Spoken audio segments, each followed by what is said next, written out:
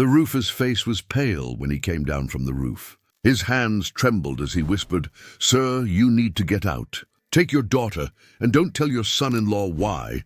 Those words would echo in my head for weeks. But back then, before the hammering started, before the air in my home grew heavy with secrets, life inside this old house still felt. "Quiet! My name is Harold Bennett, 68 years old, widower, retired high school teacher. This house has been mine for over 40 years. It's where my wife, Margaret, planted her rose bushes, where my daughter Emily took her first steps, and where I thought I'd spend my final years in peace. I used to talk to Margaret's photo every morning, still do, actually. "You laugh at me, hun," I'd say, pouring 2 cups of coffee out of habit. "Still making yours, though you've been gone 3 years. The silence after that always felt heavier. Not sad, just full, like the house was listening. That morning, I heard a car pull up. Emily stepped out first, sunlight catching in her blonde hair, and behind her came Ryan, her husband. He was the kind of man who smiled without warmth, like he'd practiced it in the mirror. Still, I hugged them both. Emily smelled like lilac shampoo, same as her mother used to. "Dad," she said gently, "you didn't tell us the plumbing was giving you trouble." "The what?" I frowned. "Everything's fine." Ryan adjusted his jacket, scanning the old porch with critical eyes. "We'll take care of it, sir. Old pipes can be tricky. I know a guy. They carried in boxes, claiming they'd stay a few days to help around the place. I didn't protest. Truth is, the loneliness had started to ache. By lunch, Ryan was already walking through the house with a clipboard, talking about improvements. "New roofing, better insulation, maybe open up this wall," he said, knocking his knuckles against it. "If you ever decide to sell, this place could go for triple." I looked at him. "I'm not selling, Ryan." He chuckled softly. "Of course not. But modernizing adds value, you know? For Emily's future." Emily touched my shoulder. "He just wants to help, Dad." I smiled for her sake. "All right, son. But no rush. This roof's held up longer than I have." That evening, as they unpacked upstairs, I sat alone in my study. Dust floated in the golden light, landing on the family photos lined across the desk. I opened the top drawer to put away some old bills, and there it was, a small, sealed envelope. My name written in Margaret's handwriting. My chest tightened. I remembered the week before she passed, how she'd tried to tell me something, but the pain had silenced her. I never asked. I couldn't.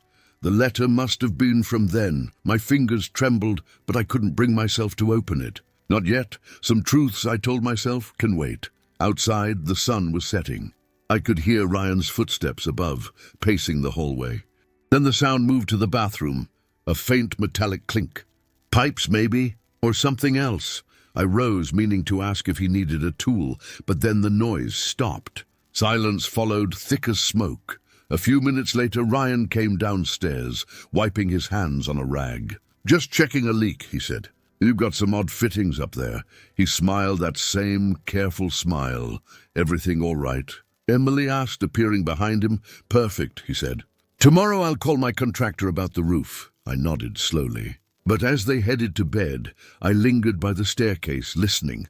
Through the ceiling, faint and hollow, came the sound of running water. Then a click. Not the pipes this time. Something else. And in that moment, standing under the shadow of the bathroom above me, I couldn't shake the feeling that Ryan wasn't fixing anything at all.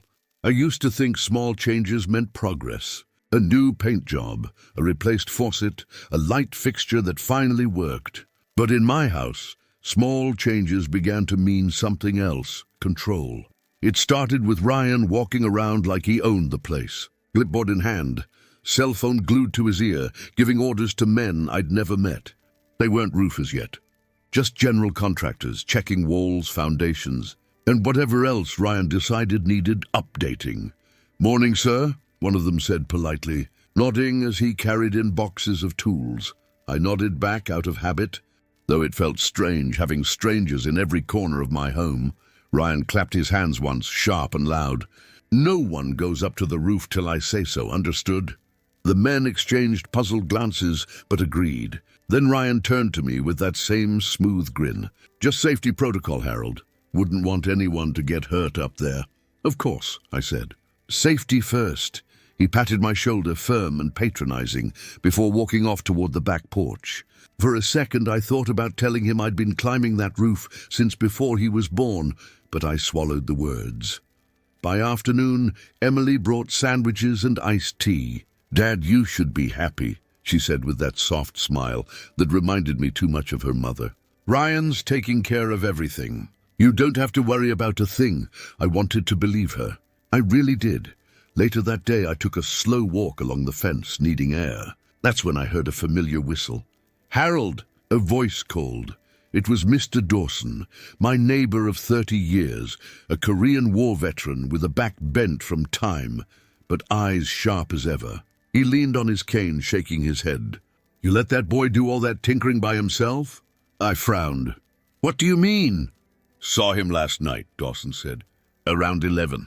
Up by the side of your house with a flashlight, messing with them metal pipes near your bathroom wall." I stared at him. "You sure?" He raised one gray eyebrow. "I might be old, Harold, but I ain't blind. Didn't look like plumbing to me. Looked like ceiling." "Ceiling," I repeated, uneasy. He nodded. "You watch your back, friend. Some men fix things to break 'em later." I thanked him, though I wasn't sure what to do with the information. When I mentioned it to Emily over dinner, she frowned. "Mr. Dawson's sweet, but he's been confused lately. He told me last month he saw a raccoon driving your truck." I chuckled despite myself.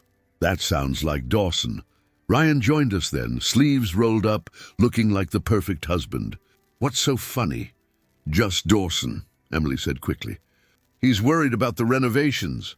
Ryan laughed, low and dismissive. "That old man. He still thinks the Cold War's going on." Then he changed the subject to the house. "Always the house. You know, Harold," he said, cutting his steak with careful precision, "this place is beautiful, but it's too big for you. Maybe it's time to think about something smaller, something easier to manage." Emily nodded hesitantly. "We could find a nice cottage by the lake." "It'd be peaceful." I put my fork down. "This house is all I've got left of your mother." For a moment the table went silent, except for the ticking clock. Ryan broke it with a charming smile. "Of course.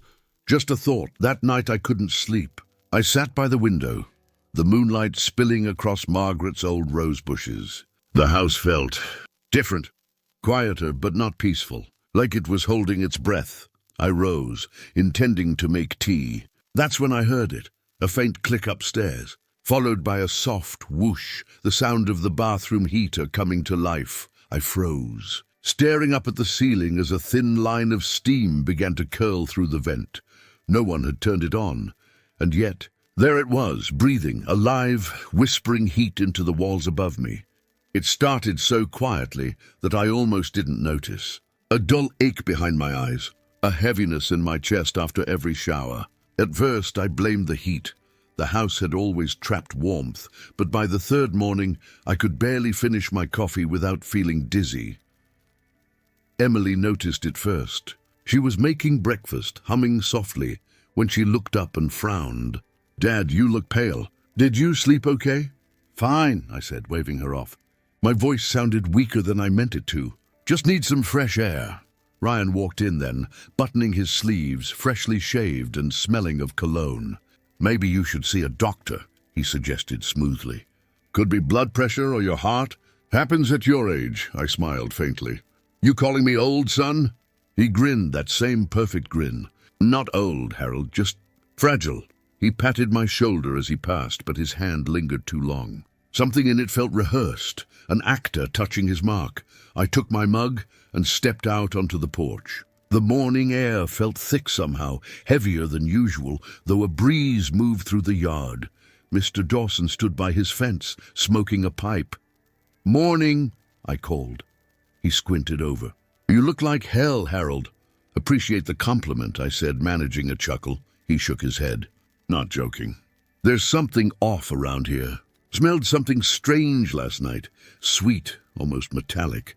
Coming from your side of the fence." I stiffened. "Maybe one of the workers left something running." "Maybe," Dawson said, tapping his pipe against the post. "Or maybe that son-in-law of yours is up to more than home improvement." I saw him again after dark, flashlight in hand. Same spot near the bathroom wall. Before I could respond, Emily opened the door behind me. Dad, come inside, please. Breakfast's getting cold. She gave Dawson a polite wave. Good morning, Mr. Dawson. He just nodded. His eyes, however, stayed fixed on me. Inside, Ryan was already on a call, pacing the hallway. Yeah, I'll handle it, he was saying. Tell them to bring the right tubing this time. I want it done before the weekend. He turned when he noticed me. Just talking to a contractor, he said easily. We'll need a quick roof inspection. Routine stuff, I nodded, though a pulse of unease crawled up my neck. After breakfast, I decided to sit in my study for a while. The old clock ticked steadily, its rhythm the only sound in the house. I reached for the drawer again, the one where I'd left Margaret's letter. It was still there, the envelope yellowing at the edges. My fingers brushed over her handwriting. I don't know what made me do it, but I broke the seal and unfolded the first page. Trust your instinct. Silence can be deadly. That was all I managed before my eyes blurred. The dizziness returned, heavier this time, like the air itself had weight. I steadied myself against the desk until it passed. Down the hall, I heard Ryan's voice again, low and controlled. No, not that one. The other pipe, the heavier kind. Yes, I know what I'm asking for. A pause. Then a quiet laugh. Just do as I said. Later that afternoon, a white work van pulled into the driveway. A man stepped out, tool belts slung around his shoulder. I watched from the window as Ryan approached him, gesturing toward the roof and pointing repeatedly toward the bathroom wall. The worker frowned, shook his head, and I caught a fragment of their conversation through the open window. That type of pipe isn't meant for domestic ventilation, the man said, wiping his hands. It's industrial grade.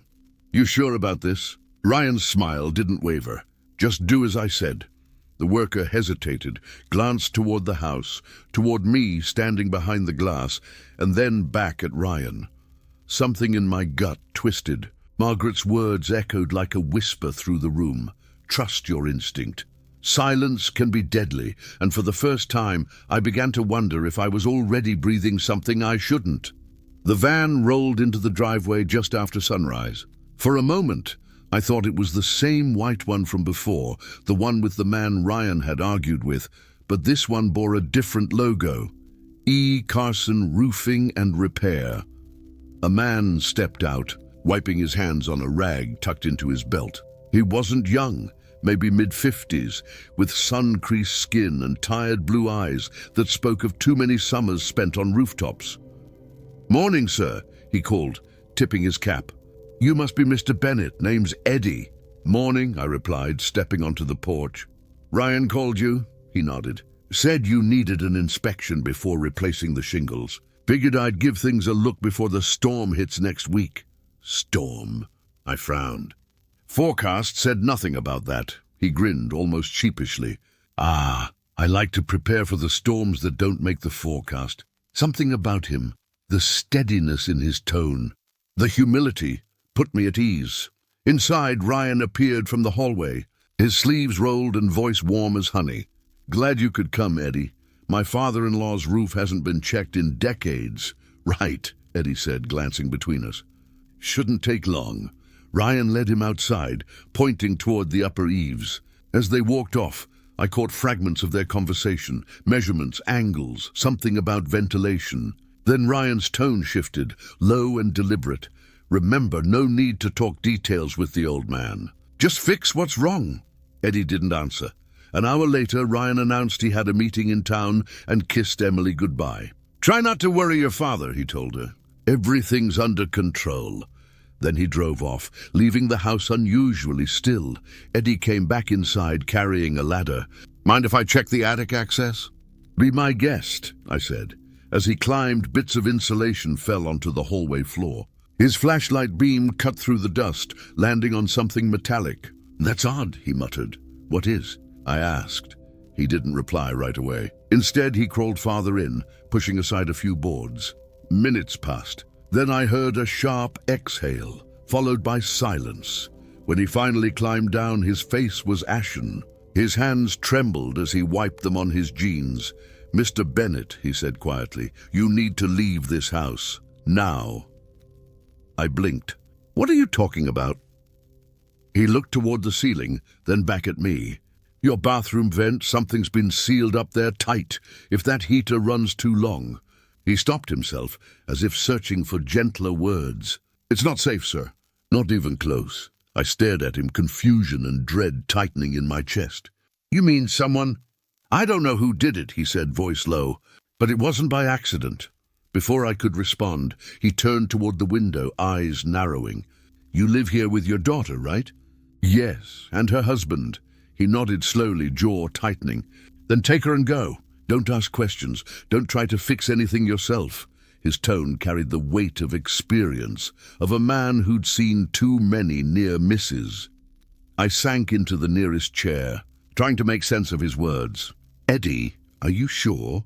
He hesitated, then leaned closer. Sometimes a man knows when something's been done with intention. You can feel it in the work, the way a nail's driven, the way a vent's sealed. There was something personal in his eyes then, like he was remembering another story entirely. You've seen something like this before? I asked softly.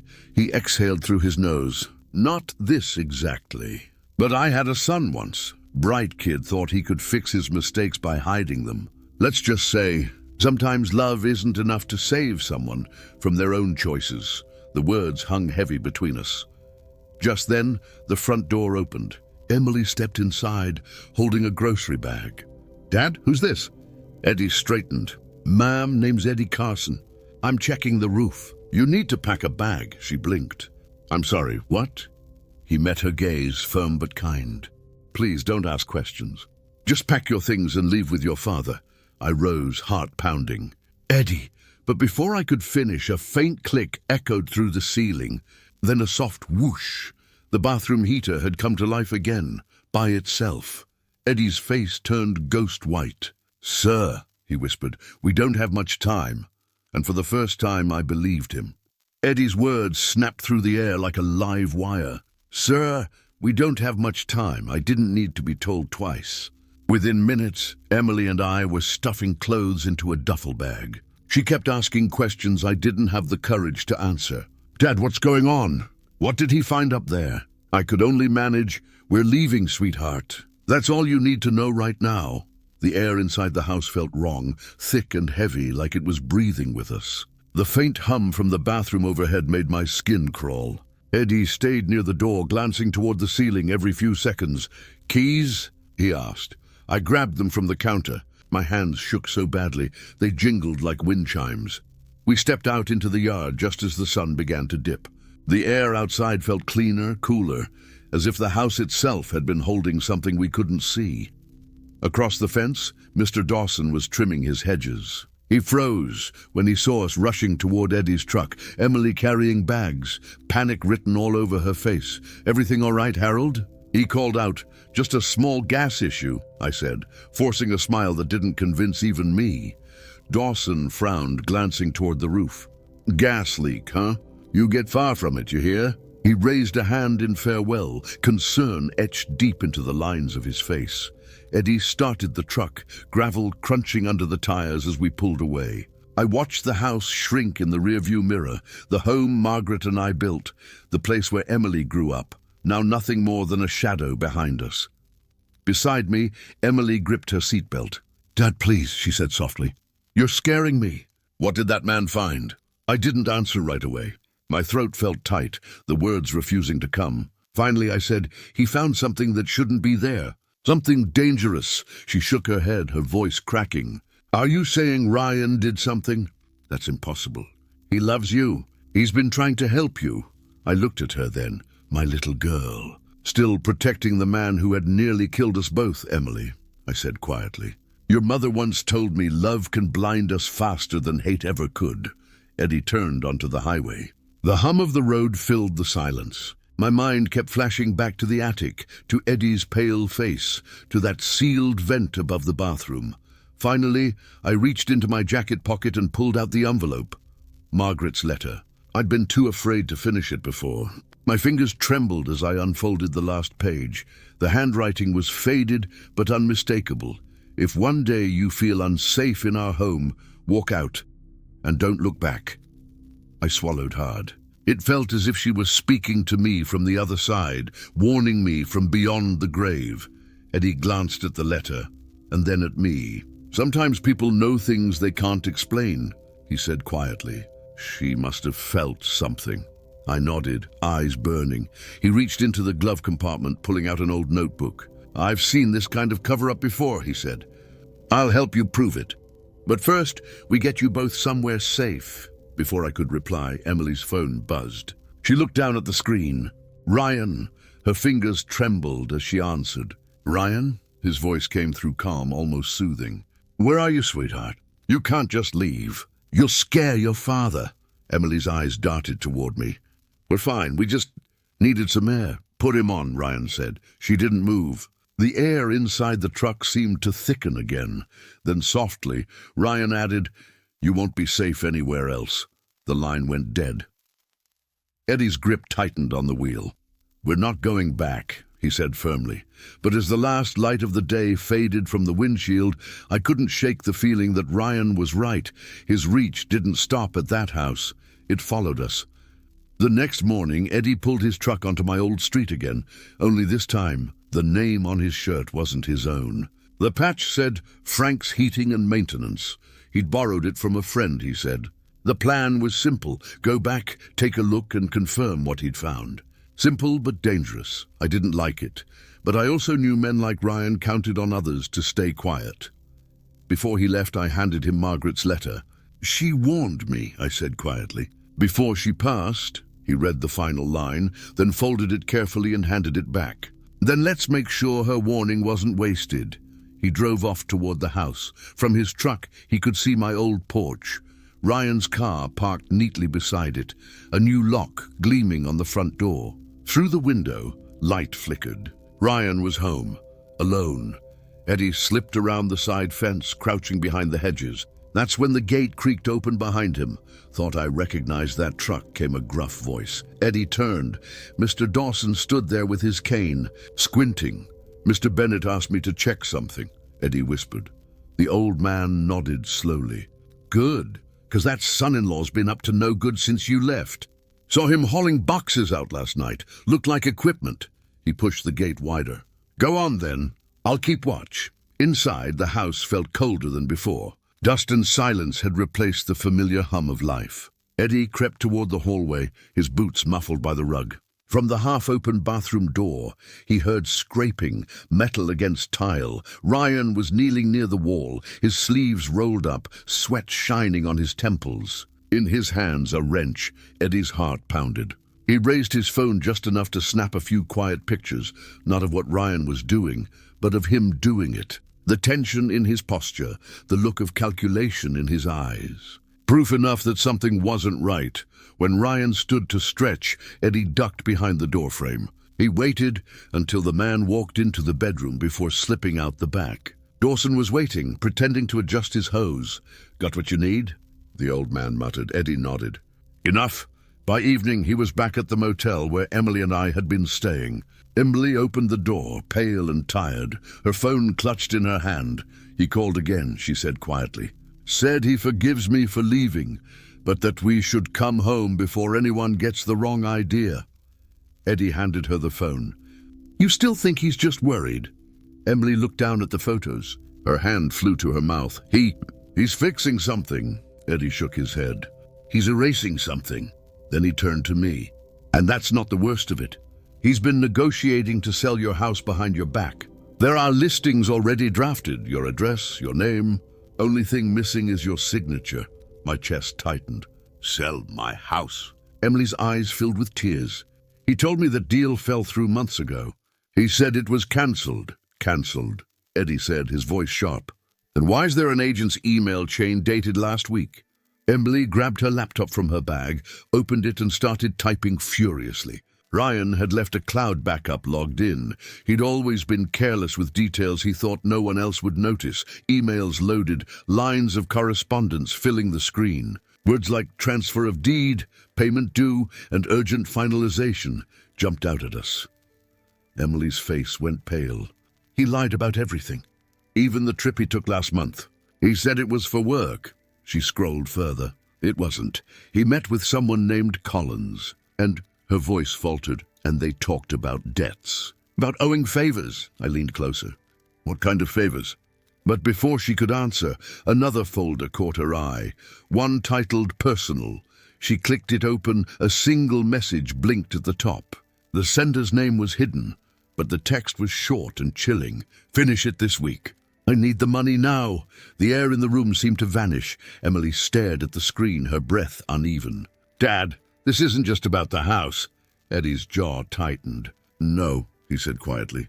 It's about making sure you were never around to stop him. Outside, thunder rolled faintly in the distance, the kind of storm Eddie had warned me about. The kind no one sees coming until it's already overhead. We didn't have long to wait. Ryan's car pulled into the motel parking lot just after sunset, its headlights slicing through the rain like knives. Emily froze by the window, her hands clutching the curtains. Dad, she whispered, he's here. Eddie set down his coffee, calm but alert. Let him come. A moment later, heavy footsteps echoed down the hallway. Then a knock, steady, deliberate. I opened the door before he could pound again. Ryan stood there, drenched, smiling. You weren't answering your phone, he said softly, as if we'd merely missed dinner plans. I was worried. Worried, Eddie said from behind me. That's not the word I'd use. Ryan's eyes flicked toward him. Ah, the roofer, he said, voice dripping with disdain. Didn't know you were still around. I don't leave things half done, Eddie replied. Ryan laughed lightly, brushing past me into the room. He looked around, hands in pockets, confident as ever. So what's this? An intervention? Emily, darling, please tell me you don't believe any of this nonsense. Emily's lips trembled. I don't know what to believe anymore. Ryan turned to her with an expression of pity, so practiced it made my stomach turn. Your father's been confused for months. It's not his fault. Grief can twist a man's mind. He's seeing conspiracies where there are none. He gestured toward Eddie. And this man, what is he, some washed-up contractor looking for a payout? Extortion's a dangerous game, friend. Eddie didn't flinch. You're good, he said quietly. Real good. But the thing about lies, they don't hold under a hard rain. Ryan smirked. That's supposed to mean something? Eddie took a step closer. It means I was back at the house this morning. I saw you in the bathroom, scraping away what you built. You can paint over evil, but it still leaves a mark. Ryan's composure cracked for just a second. His eyes darted toward Emily. He's making this up, he said sharply. You know me. You know me. But Emily's gaze stayed on him, trembling. I found the messages, Ryan. Her voice broke. The ones about the money. About finishing it this week. He froze, the blood draining from his face. For a heartbeat, no one moved. Then his mask slipped entirely. Everything I've done was for us. He shouted, slamming his fist against the wall. You think your father cared about you? He'd rot in that house before giving you a cent. I was trying to free us, Emily, to build something new. Her voice shook. By killing him? He stepped toward her, rage trembling beneath his skin. You don't understand. Eddie moved between them, steady as a wall. Back off, Ryan sneered. Stay out of this. Eddie's eyes hardened. I've stayed out of too many things in my life. Not this one. Outside, thunder cracked. And then, from the open window, a beam of light cut through the rain. Police! A voice shouted. Ryan spun toward the sound. Behind the flashing light stood Mr. Dawson, his old coat soaked through, hand raised as he waved the officers forward. I told you something was wrong in that house. He barked. Been watching him for days. The officers rushed in. Ryan bolted for the door, but Eddie caught his arm and twisted hard. The younger man stumbled, hitting the floor. Don't make me, Eddie muttered, breath tight. You're done, son. The police swarmed inside, voices overlapping. One officer snapped cuffs around Ryan's wrists. He barely struggled now. His fury had burned itself to ash. Emily stood frozen, tears streaming down her face. You almost made me believe he was losing his mind, she whispered, her voice breaking on the word almost. Ryan looked at her once, expression hollow. You'll regret this, he hissed. But no one answered him. As they dragged him toward the door, rain poured harder, drumming against the pavement. Emily collapsed against me, sobbing into my chest. I held her like I used to when she was a child, rocking her gently, whispering nothing because no words could fix what had just shattered. Eddie stood by the doorway, soaked and silent. When he finally looked at me, there was something like forgiveness in his eyes, something he hadn't given anyone in a long time. "You still got a daughter worth saving," he said quietly, and then he walked out into the rain. It's been 6 months since that night. The rain, the sirens, the cuffs glinting under the porch light.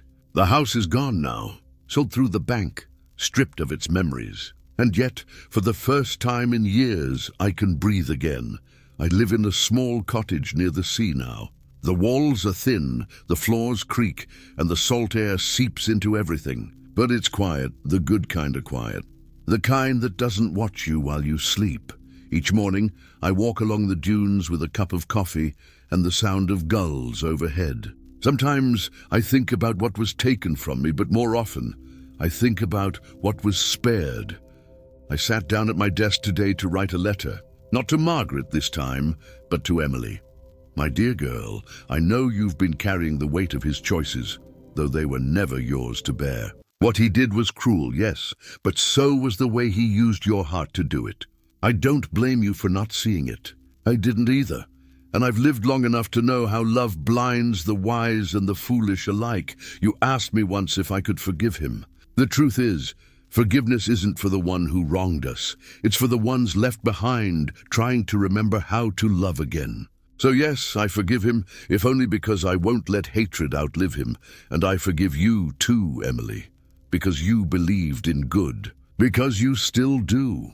Your mother would have been proud of the woman you're becoming, one who's learned that light and shadow live under the same roof, and that sometimes salvation doesn't come from family. It comes from strangers. Love always, Dad. The pen lingered over my name for a moment. I could almost feel Margaret's hand on my shoulder, steadying it. I smiled and folded the letter carefully, tucking it into an envelope. The afternoon sun streamed through the window, turning the waves outside into molten gold. A knock sounded at the door. "Come in," I called. Eddie stepped inside, hat in hand. He looked healthier somehow, lighter. "Didn't think I'd find you this far out," he said, grinning. "You always were the kind of man who needed a bit of ocean between him and the world." I laughed. "Guess I learned that from you." He sat down, glancing around the modest room. "Not bad. Beats motel coffee anyway. How's your boy?" I asked. He smiled then, the kind that reaches the eyes.